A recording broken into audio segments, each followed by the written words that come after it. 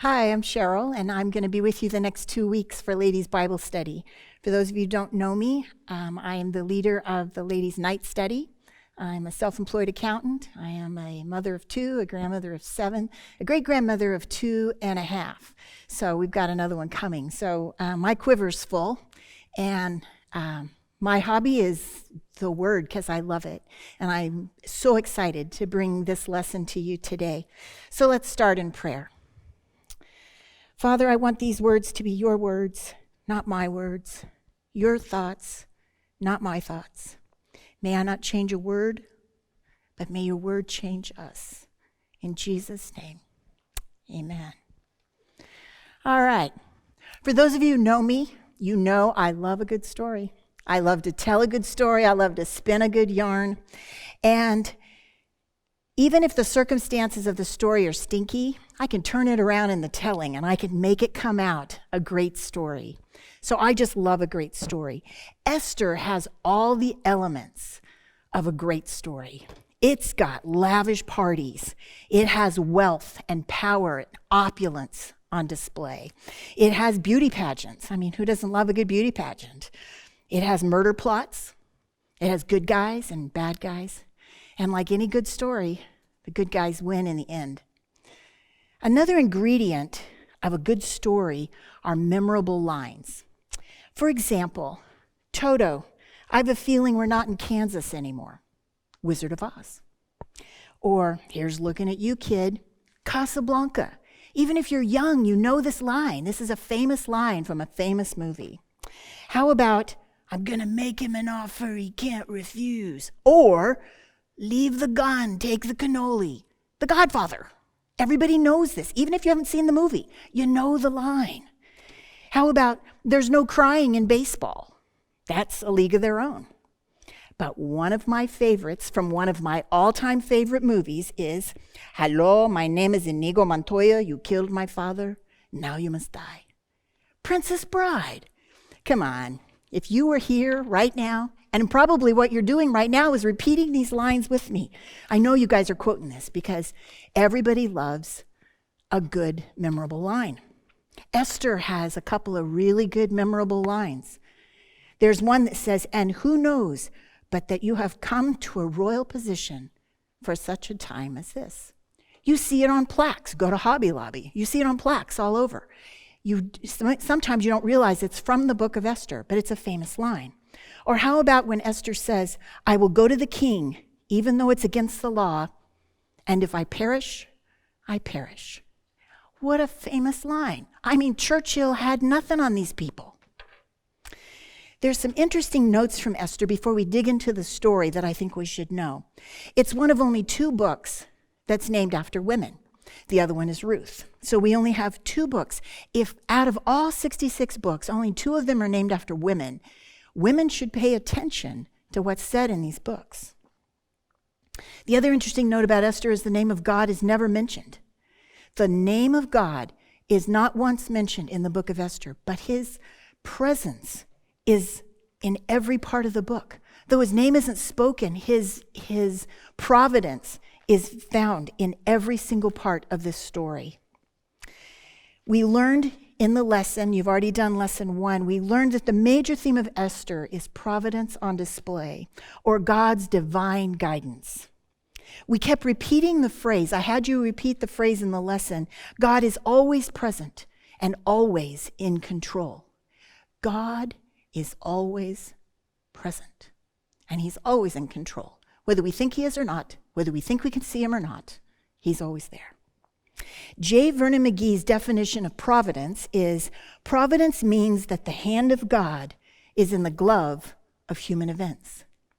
God's hand is in the glove of what happens to us. God's providence is woven like a fine tapestry in the events of Esther. Seemingly ordinary events that happen in this book, in the hands of Almighty God, make Moses in that burning bush look like a Boy Scout campfire. We're going to learn from Esther that God's plans are not hindered by circumstance. He works through sinners and saints alike. He's going to be working through some saints in this book, and he is definitely going to be working through some sinners. we learn that God's purposes aren't frustrated by failure, and it is not frustrated by debauchery. Kings don't impress him, and our failure doesn't stop him. We learn that God's people are not excluded from places of significance because of hardship or handicap. In this story, God chose an orphaned Jewish foreigner named Hadassah, or Esther, and put her as queen of the Persian kingdom. God chose Joseph and Mary, plain old people, to be the parents of the Son of God. So it doesn't matter what your hardship, what your handicap, what your failure, God chooses ordinary people, and when he puts his hand into the glove of human events, through his providence, we can do mighty things. Basically, we learn in Esther that God is sovereign and he does as he pleases. This is not necessarily a popular American concept. We are built on we are a country of individual freedoms. We are built on these freedoms. But we must learn that God is sovereign. He made America. He made the world, and he will do as he pleases. And we have to trust his nature, that his nature loves us and will only do for our good. By the end of this story, I hope that you're convinced that no matter what your situation, God is always present.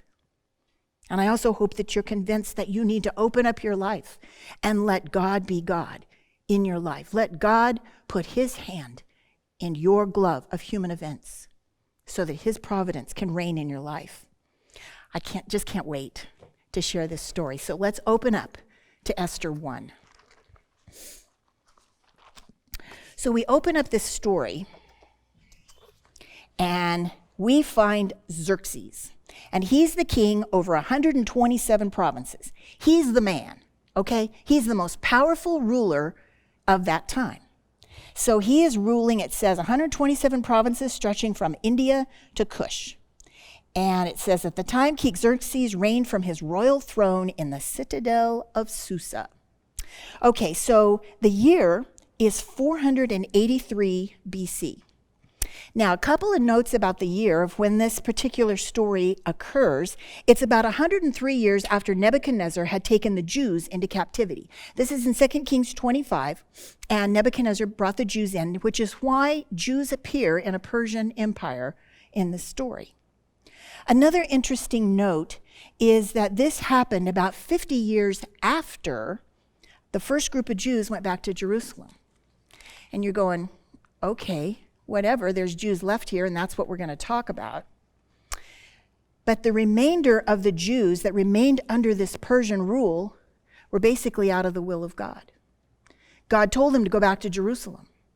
He had King Cyrus give them a decree that they could go back to Jerusalem. He gave them the opportunity to go back to where they belonged, and that was God's will. And these Jews in the book of Esther decided not to go. It reminded me of when the children of Israel, once they had a little tough go of it after they left Egypt, they kept wanting to go back. They kept wanting to go back to their old way of life, even though it was slavery. It's like us wanting to go back into sin because sin's easier than living a life for God. But these particular set of Jews in this empire were out of the will of God. They were in rebellion. But even in their rebellion, God was present.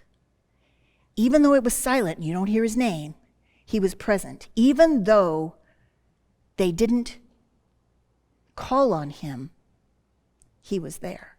Even though they didn't know they were going to be in trouble, he already knew. And he already had his hand in the glove of human events. His providence was already working to make sure that they were protected. There are times when we think that God is not here, he does not hear us. We're not certain what we're going to do. I want you to turn to Psalm 121. I want to read this psalm for you and let you know that God is always there. Psalm 121, verse 1. I lift up my eyes to the hills. Where does my help come from? My help comes from the Lord, the maker of heaven and earth. He will not let your foot slip. He who watches over you will not slumber. Indeed, he who watches over Israel will neither slumber nor sleep. He's not going to sleep. He's not asleep on the job. He is not going to let you. He says, will not let your foot slip. Verse 5, the Lord watches over you. The Lord is the shade at your right hand. The sun will not harm you by day, nor the moon by night. The Lord will keep you from all harm. He will watch over your life. He's watching. It says the Lord will watch over your coming and your going, both now and forevermore. Just because you don't see him doesn't mean he's not there. He's always there, and he's always in control. There's a quote from J. Vernon McGee's commentary of Esther, and what it says is, if you slip out from under God's direct dealings, you have not slipped out from under his providential dealings. God ever stands in the shadow, keeping watch over his own. These Jews were not in the will of God, but God was watching. They had fallen out of his direct will, but they were still under his providential will, which is why the book of Esther is providence revealed and providence on display. Providence established. Let's get back to our story. So basically in the first chapter of Esther, Xerxes is given a party. He is given the party to end all parties. They say this party is the most expensive party ever. And what's interesting is that in verse 4, it says, a full 180 days he displayed the vast wealth of the kingdom and the splendor and glory of his majesty. Of whose majesty? His majesty. And he doesn't mean God. He means Xerxes' majesty. He was the man. He was the biggest ruler. He is the big dog in the world block. And he was showing off. 6 months he was showing off. He let everybody eat and drink exactly how they wanted. He gave them presents. He was blowing it out. What he was trying to do is get them all behind him because he was going to go try conquer Greece. We'll learn about that in a little bit. And he wanted everybody behind him for this new campaign to go conquer Greece. And so he was giving him a big party so he could, because in the third verse it says, the military leaders of Persia and Media, the princes and the noble of the provinces were present. Why does it separate them out? Well, because he needed those military leaders. He needed those guys behind him so that, in their drunken state, they could plan their attack. It sounds very intelligent to me. Anyway, in verse 6, it goes on to describe the kingdom. It says, the garden had hangings of white and blue linen, fastened with cords of white linen and purple material, with silver rings on marble pillars. I can't read. Marble pillars. There were couches of gold. That doesn't sound very comfortable, but, it was opulent, so whatever. There were couches of gold and silver on mosaic pavements, and they're of marble, mother of pearl, costly stones. Wine was served in goblets of gold. Wow. The only thing that I can even come close to that I've ever even seen is like Hertz Castle. If you've ever been to Hertz Castle, you walk, especially in this little pool area, you're walking on gold. There's gold inlay on all of the pool deck. So it's talking about what an opulent place this is. And so basically he's got this big place and he's showing off and he's letting everybody get drunk. And now everybody's been drunk for, 6 months. So they've been on this bender. And then there's this little blurb in verse 9 that says, Queen Vashti also gave a banquet for the women of the royal palace of King Xerxes. Because the women and men didn't mix, okay? She gave a separate party. And after he'd been drunk all that time, he gets himself a good idea, because don't all the best ideas come when you've been drunk for 6 months? So Xerxes decides he's going to give a little entertainment. And I guess Vashti was a looker. She was a good-looking woman. And he wanted to display that good-looking stuff to his drunken buddies. Isn't that a good idea? So he said, I'm going to call Queen Vashti and have her come and dance for everybody. Basically what it says is, I want her to display her beauty, and because she's lovely to look at, and I want her wearing her golden crown. Now, I've read several commentaries about what they think this is. Some commentaries are so crude as to say they thought Xerxes was requesting her to come only in a royal crown and nothing else, which would have been just so scandalous you can't even think of it.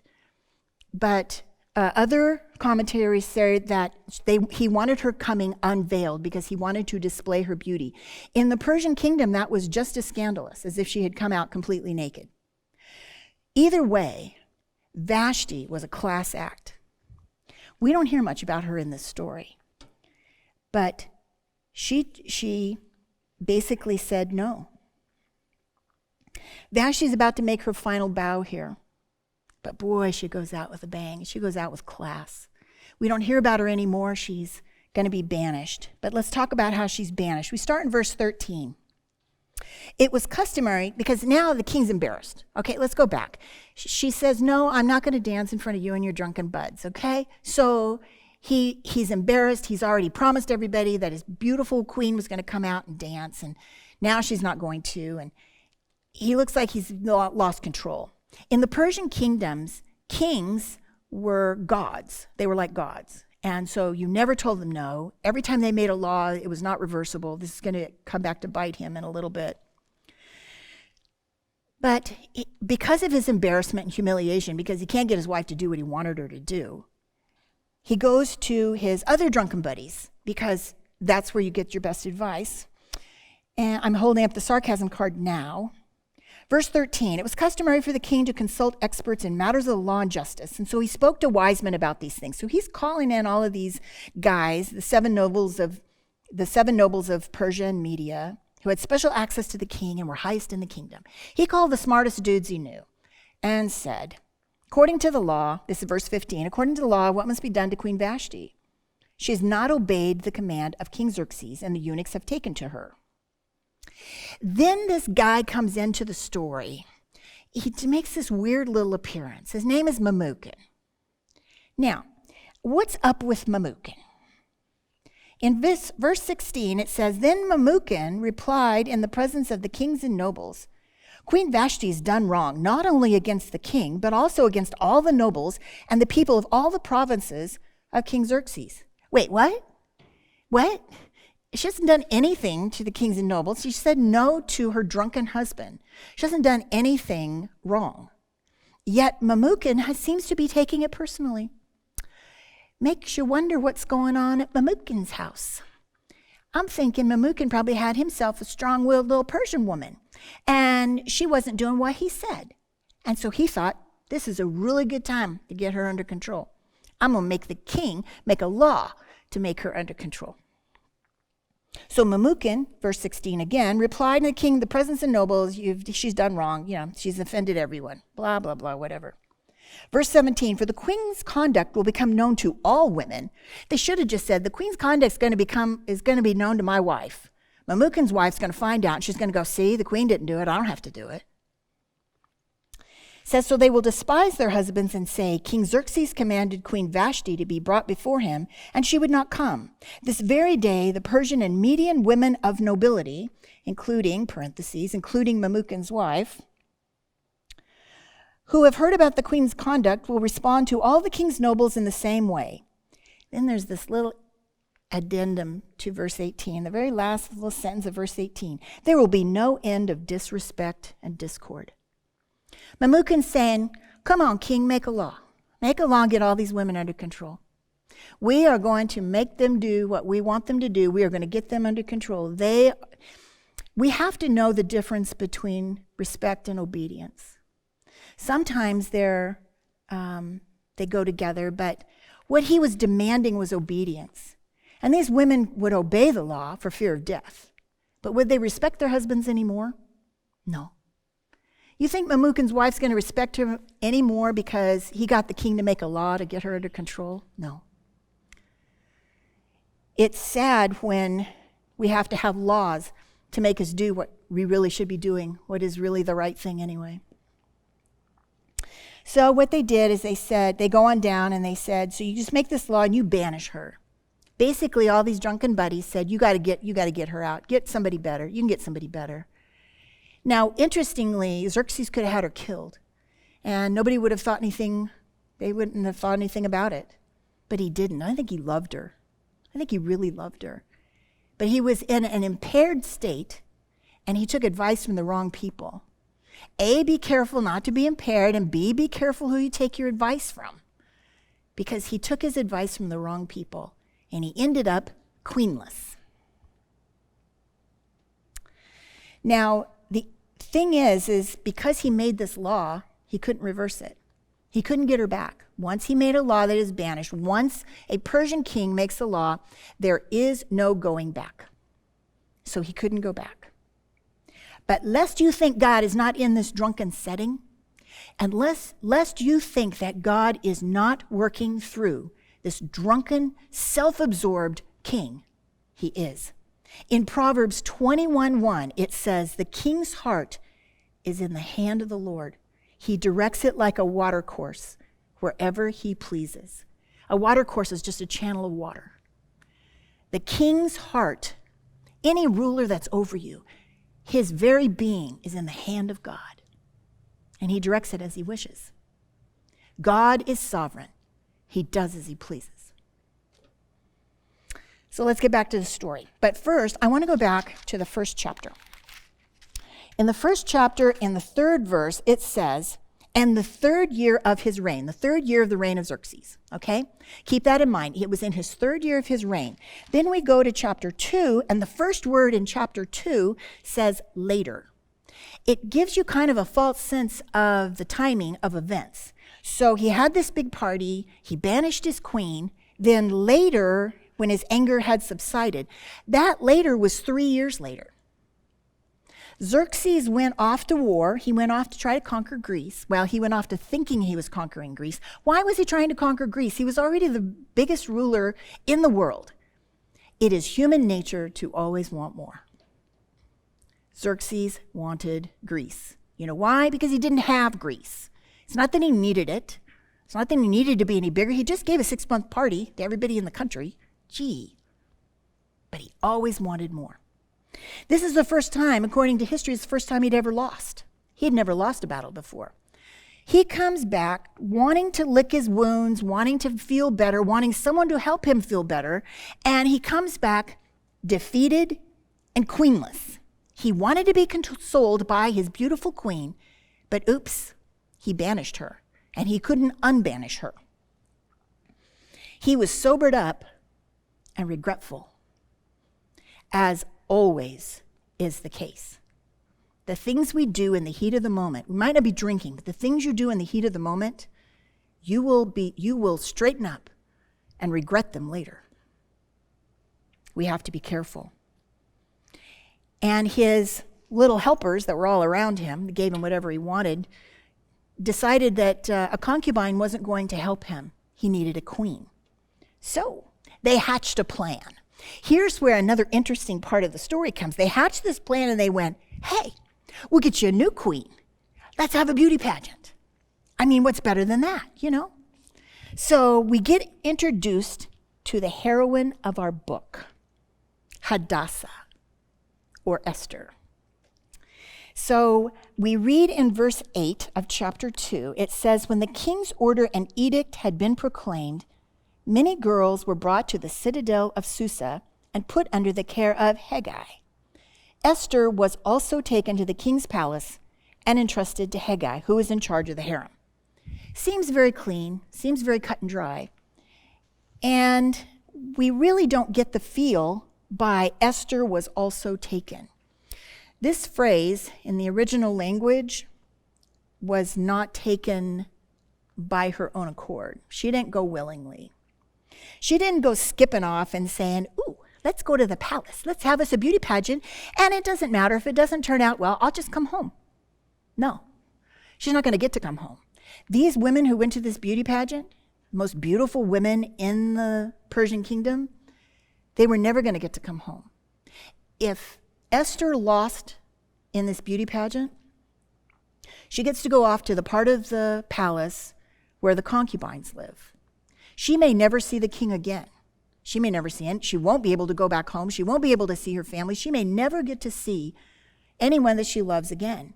She will be part of what I consider the mean girls section of the palace, because you know all those women, they're bored and you know, they want status in their little section of the world. And so they're probably filled with mean girls. So, you know, it would be like high school intensified. So we have to know that She might not have gone willingly, but Mordecai wanted her to go, and she was obedient because Mordecai raised her. So let's learn a little bit about Esther. She was a cousin to Mordecai. She was orphaned at a young age. Her family was probably orphaned in the last sweep of Jews being brought into captivity into the Persian Empire. Her parents were probably killed then, and she was brought along. And Mordecai was her cousin, so he took her and raised her. She was a Jewish woman living in Persia, so basically she was a foreigner. This was not her homeland. She was in a foreign place. But we also know she was absolutely gorgeous. Verse 7 says, "This girl, who was also known as Esther, was lovely in form and features." Form and features. That means that she had a good-looking face and a body to match. I mean, men drooled over her and women wished they were her. It was one of those. But the thing is that she wasn't just pretty on the outside. She was pretty on the inside.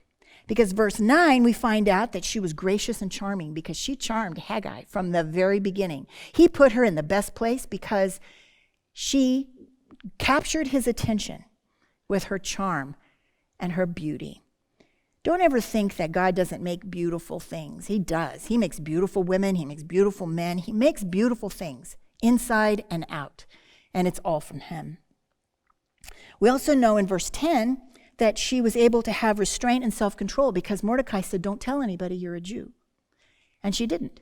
She could have because, it's just part of her life. She was just talking, but no. So we're going to stop here for a second and find out what she's doing once she's brought to the palace, what she's going to do for the next 12 months. So in verse 12, it says, a girl's turn came to go to King Xerxes. She had to complete months of beauty treatment prescribed for the women. Here it explains it a little bit. 6 months with oil of myrrh and 6 months with perfumes and cosmetics. She had a year of gooping up. I mean, Maybelline probably sold out that year in the Persian kingdom because, there's a lot of cosmetics for a lot of women. So they goop up for a year and they get one night with the king. Each woman gets one night. One night to make an impression. You don't get a second chance. If he doesn't remember you or to remember you fondly or whatever, if you don't make yourself known to him memorably, you're going to be stuck in that concubine section of the palace for the rest of your life. You're going to grow old and bitter, never marry, never have children, never have a life. But Esther went, and it says that the women, once they had this 12 months of gooping, that the women could take whatever they wanted. They could take one thing in to make themselves memorable to the king. And now we find another trait of Esther was that she was teachable and modest. She could have said, I'm gorgeous, I know it, I'm going to take whatever I want, but she didn't. It says that she took whatever. It says on verse 15, when the turn came for Esther, she asked for nothing other than what Haggai suggested. She took his word for what she needed to do. So basically, we see Esther, we see her, she has one night with the king, just like all these other women in this beauty pageant. King Xerxes didn't stand a chance. That guy was smitten. Plus the fact God was working through this whole thing. But there is nothing cuter than to see a smitten guy. Verse 17, it says, now the king was attracted to Esther more than any of the other women, and she won his favor and approval more than any of the other virgins. So he set a royal crown on her head and made her queen instead of Vashti. And the king gave a great banquet, Esther's banquet, for all the nobles and officials. He proclaimed a holiday throughout the provinces and distributed gifts with royal liberality. This guy was taken. There was no question. Esther was in. She was queen. Let's recap God's providence to the story so far, because God is in every part. Vashti was booted out to make room for Esther because Vashti wasn't going to save the Jewish people. It's going to have to be Esther, a fellow Jewish person. Xerxes loses the battle for the first time in his life, and he needs some comfort. He needs a new queen. God was there. Esther is beautiful in form and features, so she can attract Xerxes. Esther's in the palace. She's got the ear of the king. Providence, the hand of God working through the glove of human events. At this point, we're going to say they lived happily ever after. But wait, there's a little blurb. In the second chapter, in the 21st to the 23rd verse, there's just a few little verses that don't seem to fit. It says that Mordecai was sitting at the gate, because that's his job. He did something at the gate. So he's sitting at the gate doing his job. And he hears two guys, Bigthana and Teresh.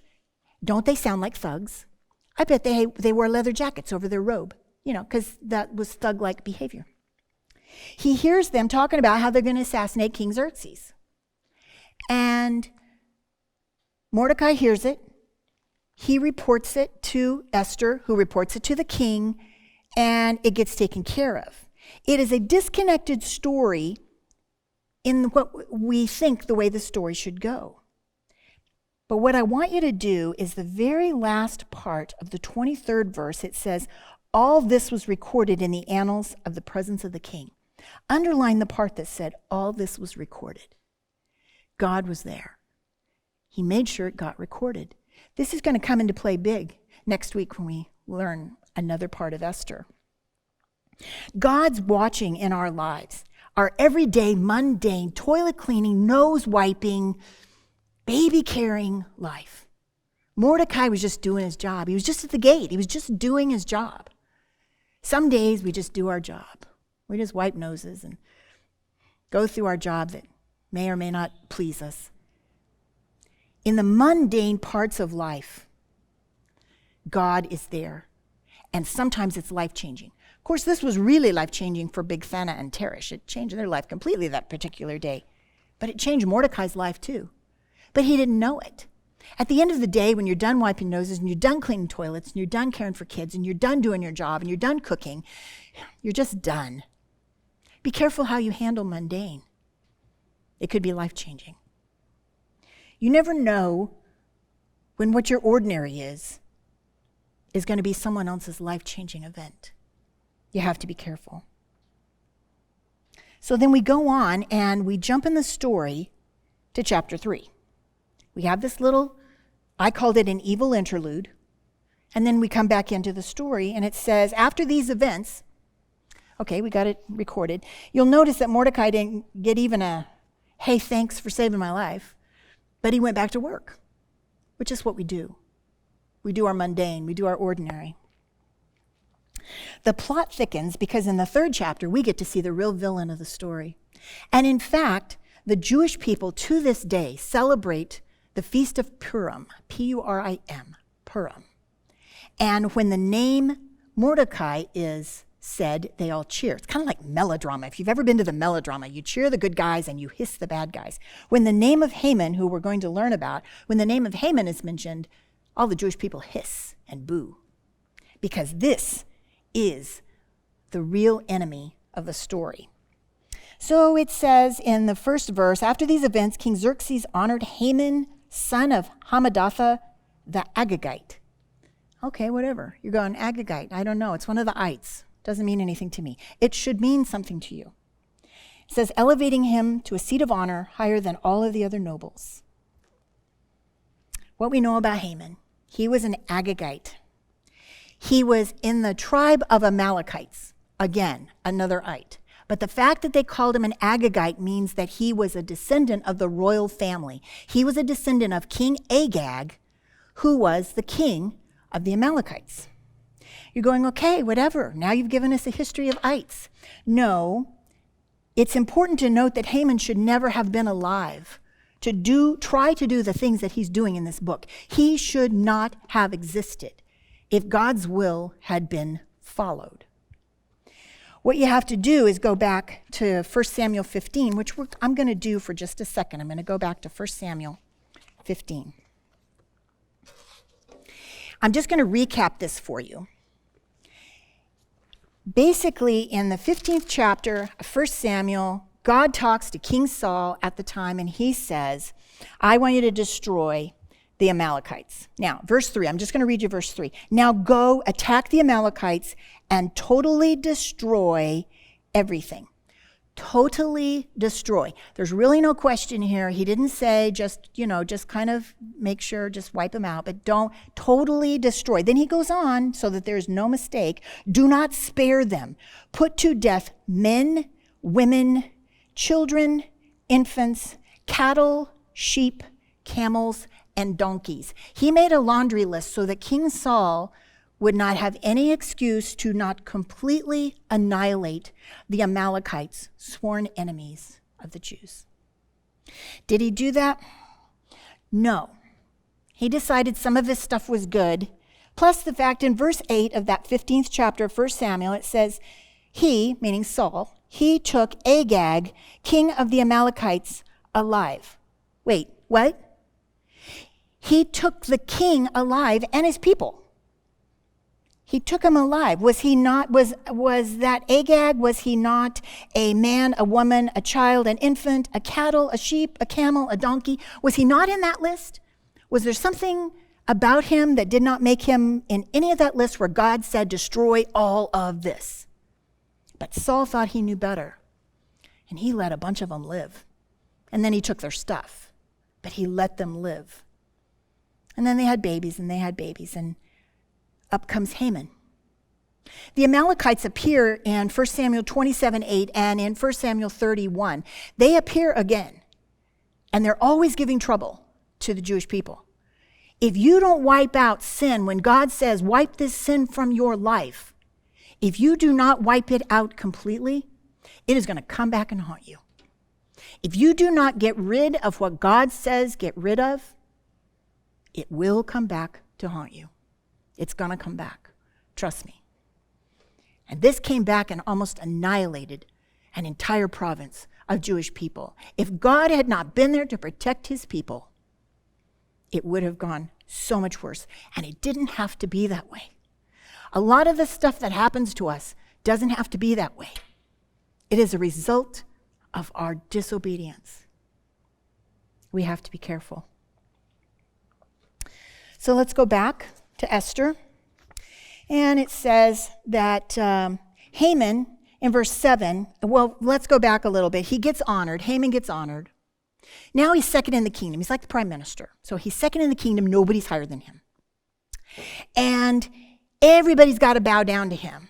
And so he goes through, he's taking this little thing out for a ride, see who's going to bow down, because he kind of likes that. He's as self-absorbed as his boss, King Xerxes. And so he goes out and everybody bows down except Mordecai. Mordecai knows it's a sin to bow down and worship anyone but God, and he's not going to do it. And they talk to him, and Haman's men talk to him, and he's not going to. He's not going to change his mind. He's not going to do it. Even in his disobedience, he still knew God was God. That's important. So Haman gets really ticked. I mean, Mordecai's under his skin. And he already has this blood feud going. I mean, it was a Hatfields and McCoy kind of a thing. It's just like that Hatfields and McCoy was a blood feud for generations, and so was this Amalekites and Jewish people. Haman probably knew from birth he had to hate Jewish people. He might not even have known why in the beginning, but he hated them anyway. So Haman decides he's not going to just wipe out Mordecai. He's going to wipe out all the Jewish people, and he's got the power to do it, because he's second in command.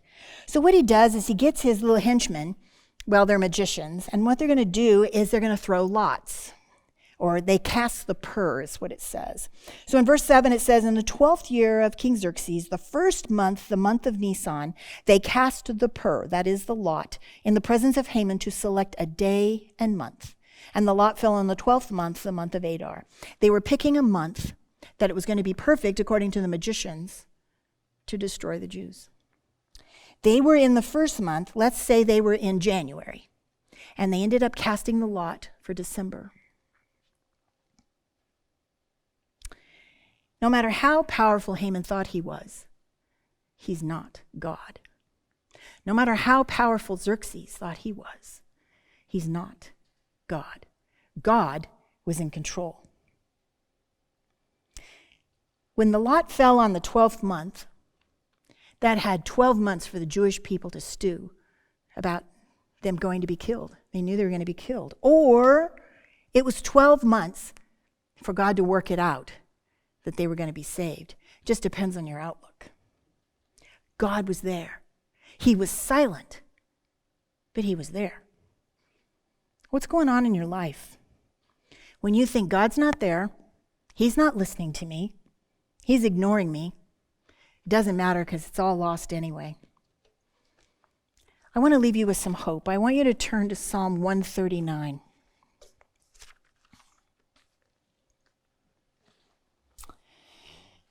It says, "O Lord, you've searched me and you know me. You know when I sit and when I rise. You perceive my thoughts from afar.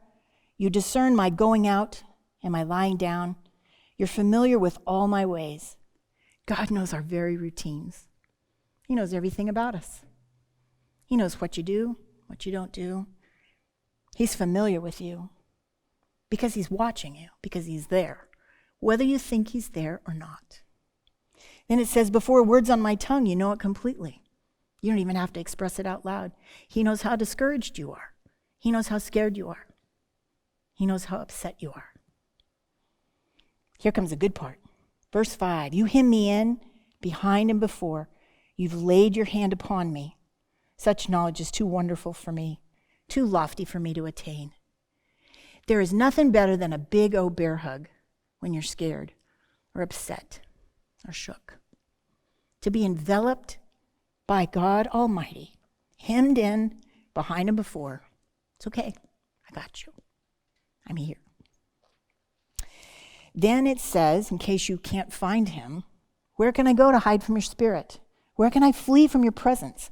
If I go to the heavens, you're there. If I make my bed in the depths, you're there. No matter how discouraged you get, how low you get, he's there.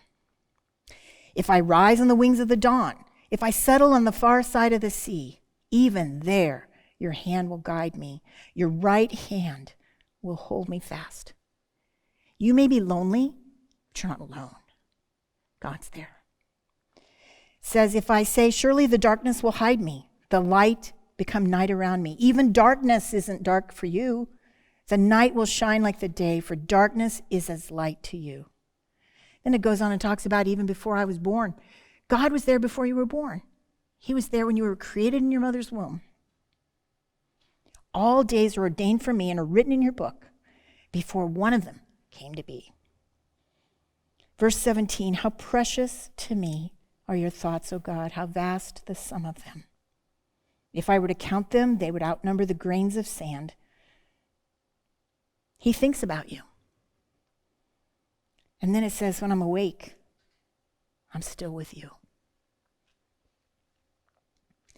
This is the hope we have when God seems silent, when God seems to have disappeared from the events of your life. He hasn't. Remember, J. Vernon McGee says he watches from the shadow and protects his own. We're going to stop here. We're right in the middle of the drama of Esther. Next week, we're going to get the victorious ending. I promise you, the good guys win. But this week, what I want you to know is God is present. He's in control. His providence is on display all around you. It's just the same now as it was in the days of Xerxes and Hadassah in Susa. May his providence grow large in your life. May his providence be on display in your life this week. Amen.